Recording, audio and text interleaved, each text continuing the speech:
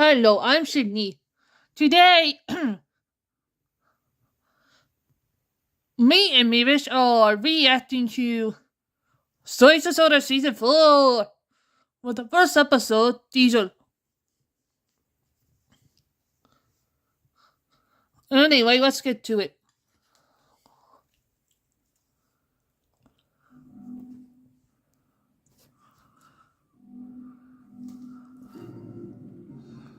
The train, for its type, is the most powerful vehicle on land. And the engines of Sodor are the power behind the docks, industries, and branch lines that make up the world-renowned North-Western Railway. These are the stories of Sodor.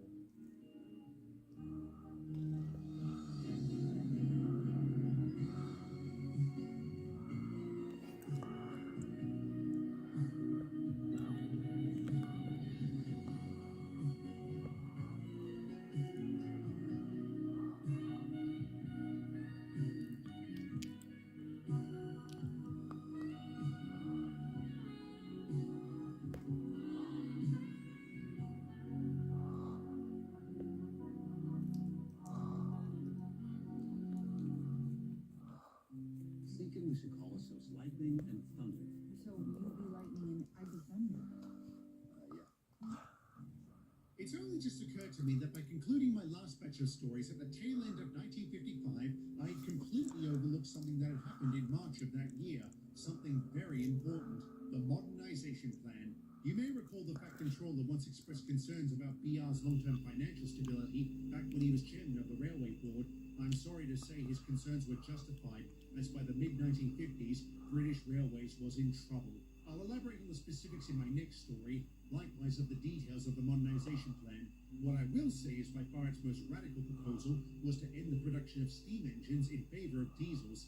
Needless to say, this was not welcome news, as there were concerns this would lead to massive layoffs. We steamies also weren't too happy knowing our days were numbered, and to the surprise of many, one of the loudest voices opposing this arrangement came from the unlikeliest source. It's a load of rubbish. You steamies built these railways, and now you're getting the boot because the politicians need to win some votes? It ain't right. I'm really surprised you're so against it, Diesel. I thought for sure you'd love the idea of a few more engines like you knocking about the place, and give up the glory of being the only diesel on Sodor. No chance. Nice to know you think you have your friends there, mate. I do what I can. Oi, Diesel. Yeah?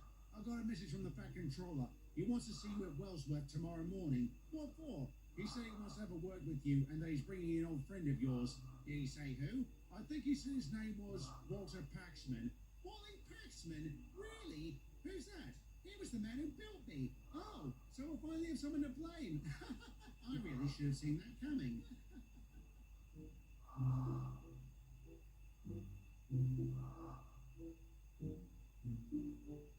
Crikey, Diesel, the way your eyes are darting about, anyone would think you were watching a game of ping pong. Excuse me for being a little excited. About what? The Fat Controller wants to see me, and it so happens he's bringing in a friend of mine. Who? Walter Paxman, the man who built me. Oh, so we'll finally have... Forget it, Edward. Thomas beat you to it. Ah, bother. Well, you can relax now, Diesel. Here comes the Fat Controller, and I'm guessing that's Mr. Paxman with him. A little grey around the edges, but yep, that's definitely him. Good morning, engines. I'd like you to meet Mr. Walter Paxman from the Department of Transport, though I believe some of you don't need introductions. No, sir. Hello, Wally. Hello, Bruce. Wait, what? Bruce? That's my name. But I thought your name was Diesel. I never said that. What? When have I ever said, hi, my name is Diesel? I'm pretty sure you have. You reckon? Oh, probably just a force of habit. A habit learned from where? That can wait, Edward. I believe both you and Percy have work to do. Yes, sir. Sorry. I'll get going straight away. Me too.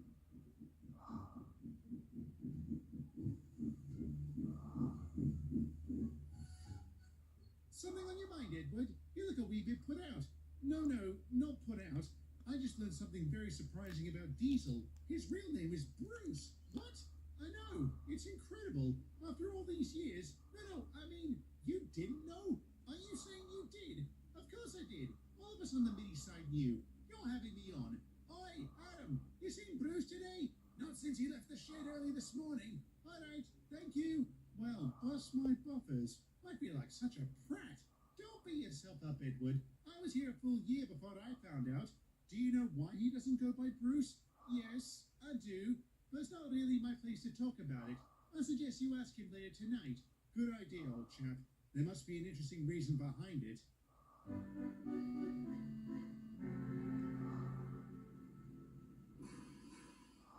Evening, lads. Evening, Diesel. I mean, Bruce. I'm never going to get used to that. You don't have to. You want to keep calling me Diesel? Fine. Really? Yeah, doesn't bother me. How come you don't go by Bruce? Yes, what was this habit you mentioned at Wellsworth? It goes back to before I came to Sodor. Can we hear about it? As long as you don't mind me stealing your thunder, Edward. Of course not, old chap. Okay, here it is. And this was the story he told. The Great Depression truly was a bleak period in world history. The unprecedented collapse of the global economy led to the closure of countless businesses and forced millions of people into unemployment. There wasn't an industry unscathed by the downturn, including the railways. I may be biased in saying this, but I do believe the railways were among the hardest hit.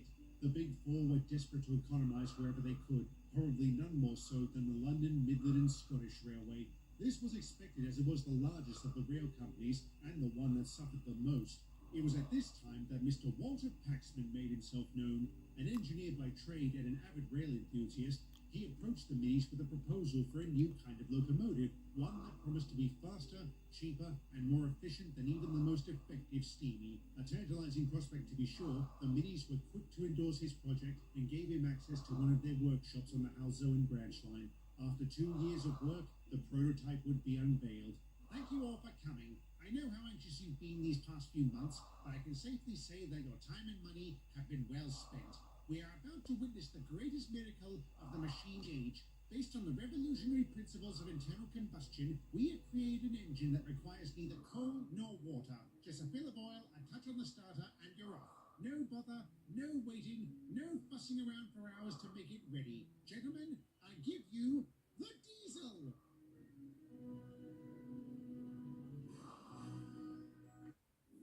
With YouTube Premium, enjoy ad-free videos, plus the YouTube Music app. One subscription, 2 apps. Try one month.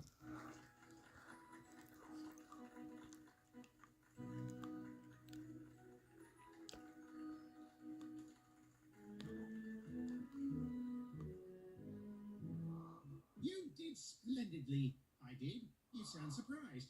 I am. They didn't seem all that enthusiastic when they were clapping. Don't give it too much thought. They're used to seeing engines with smoke billowing from funnels and steam hissing from every nook and cranny. They were simply taken aback by how minimalist your arrival was. Maybe we should have livened it up, gotten a brass band or something. Stuff and nonsense. Nothing should detract from your uniqueness.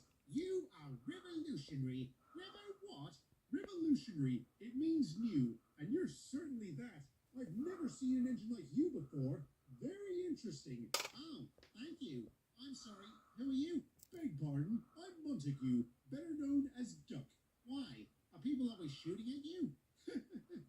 No, they say I waddle. I don't really, but I prefer Duck to Montague. I see. Good morning, then. Pleased to meet. Hang on, you're Great Western? I thought this was a mini branch line. It is, but our 2 lines meet here at this junction. It's also here where you'll be put through your paces. Starting tomorrow, you'll undergo trials to gauge your potential. We'll start with some shunting. Beg pardon, sir, but we can start now if you like. How so?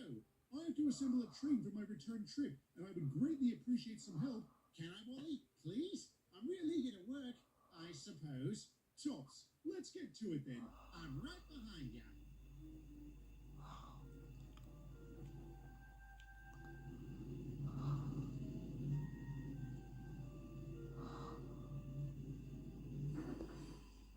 You see, nothing to it. You're not wrong. This was so easy I could do it with my eyes closed. I wouldn't recommend that. No, probably not a good idea. Thanks for showing me how to shunt. Being helpful is the Great Western way. I'd love to stick around and show you more, but I have to get going. I'll just need to top up on coal and water before I leave. Does it get annoying needing 2 different sources of fuel? I've never really thought about it. I suppose it does, but there's not much I can do about it, is there? I envy you only needing one source. You are revolutionary. Good luck with your trials tomorrow. Cheers. See you later. Wally. Better than I expected. But best not to mention what you did for Duck. Why not? I don't think the middies would appreciate hearing their new prototype was helping the competition. Oh, right. Best belt up there. On the upside, I did learn how to shunt. That's sure to come in handy during my trials, which is one of the reasons why I agreed to it. The other being I wanted to see how you'd perform under working conditions. Looks like we're off to a good start then. Just you wait, Wally. I'll impress the middies so much they'll be begging you to make more engines like me. We can only hope.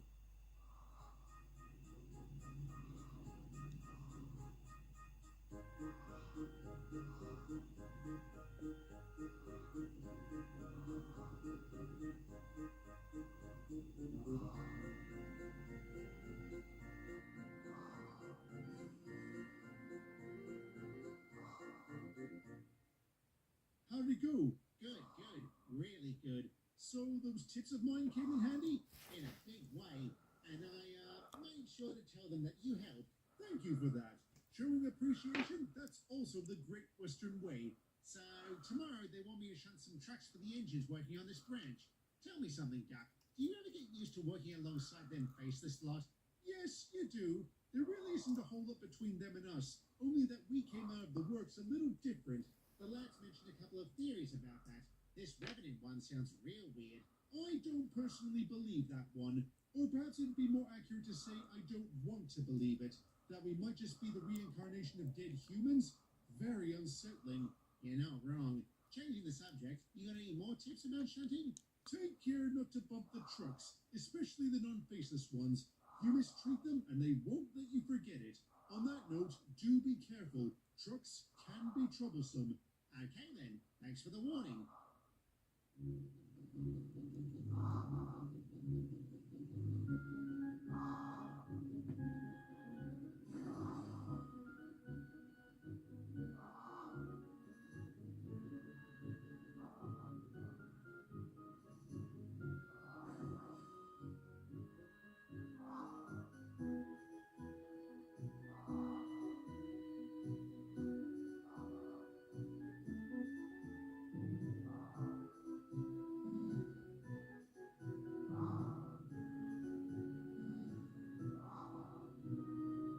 You stop there.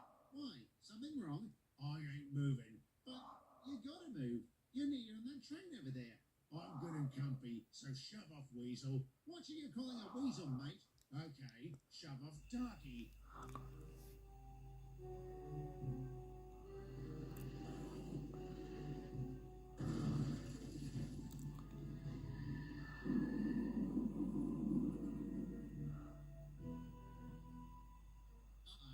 Uh-oh was right. The middies weren't too happy that their new engine, on his second day of working, was throwing rolling stock down embankments and damaging property.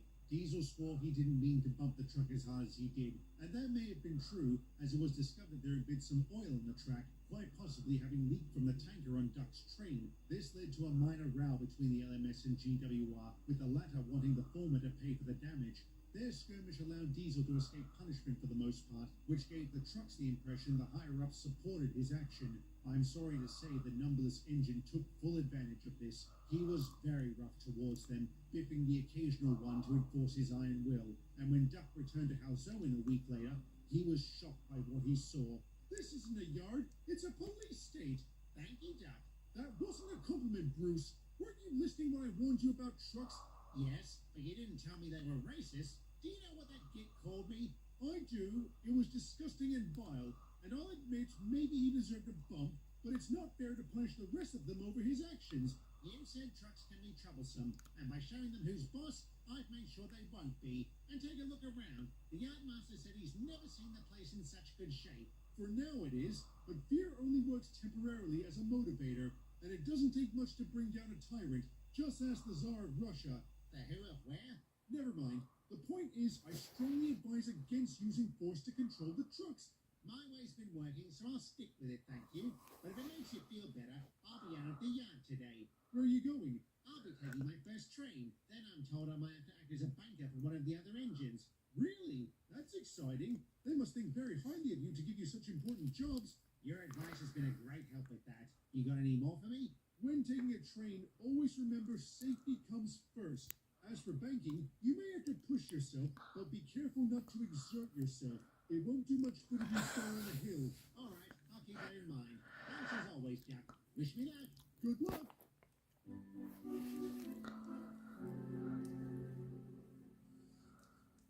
Oh, hello, Maggie. Hello, Duck. What a lovely surprise. I wasn't expecting you. Likewise, what are you doing here? I'm serving as a camping coach for some holiday makers. That's all an antique like me is good for these days. Rubbish. I reckon you could still hold your own on the Express. Montgomery said so. Didn't they retire him last year? Oh, right. They did. That backfired splendidly. I know what you were trying to do, my dear. Thank you. And I'm very thankful it is you working the yard today and not that horrid Bruce. He hasn't bumped you, has he? No, but he's told me off a few times. Mostly when I'm trying to tell him how wrong he is for abusing the trucks and your advice. What did you say? He hasn't once given you credit for all the valuable tips you've given him. I know they're yours because of the techniques you showed Oliver. He even had the audacity to pass them off as his own. During his shunting trials, he said to the inspectors, "That's the benefit of diesels. We know everything. We come to a yard and improve it. We are revolutionary." Why that devious, underhanded sneak? I'll have a few words for that big black weasel when I see him next.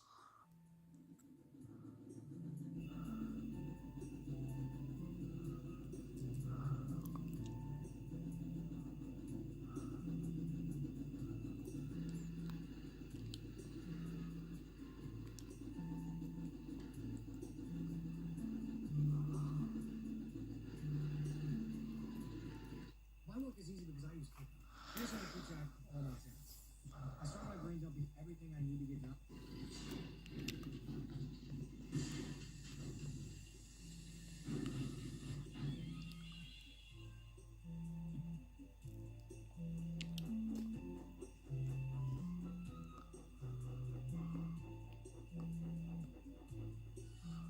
What happened? I blew out the engine. Are you all right?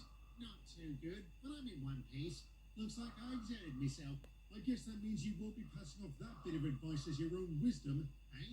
I'm sorry. Let me try that another way. I'm surprised you didn't bank this train and improve it. I thought you were revolutionary.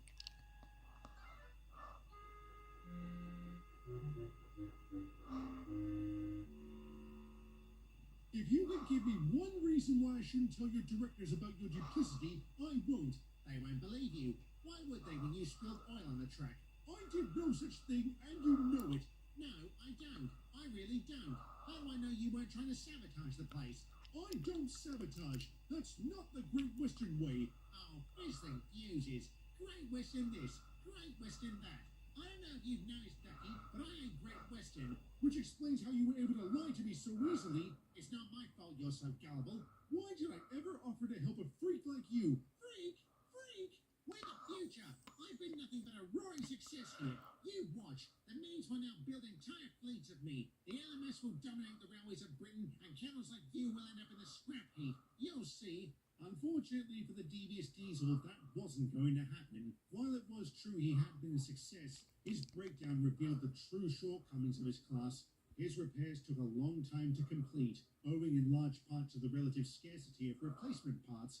Furthermore, his crew were literally learning how to fix him while they were doing it, clearly showing the expertise needed was not widely available. I think I've said it before, but I'll say it again. Diesel was simply too far ahead of his time. For this reason, the Middies didn't go all in on dieselization. However, they would adopt a slightly smaller scale program, which they entrusted to Mr. Paxman. This made him very happy. Unlike his prized prototype, by the time Diesel was back in working order, his hold over Halzoen had weakened. The trucks started standing up to him. This resistance he attributed to Duck.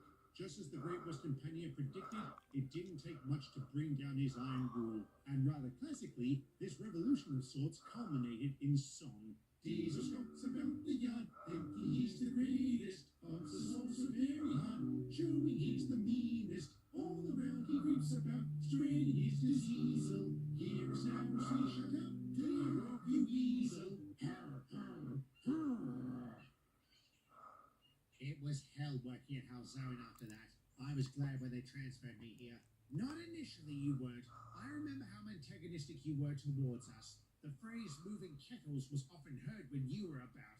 Yeah, I didn't have the best opinion on steamies when I first got here, but it was you lot that turned me around, so thank you for that. And thank you for sharing your story, old chap. Though I can't help but notice you haven't really answered Eric's question. Why don't you go by Bruce? After the truck sang that blooming song, that's all they would call me. And it didn't take long for nearly everyone else to start calling me Diesel too. I tried fighting it, but it was no use. I had to get used to it, and I did.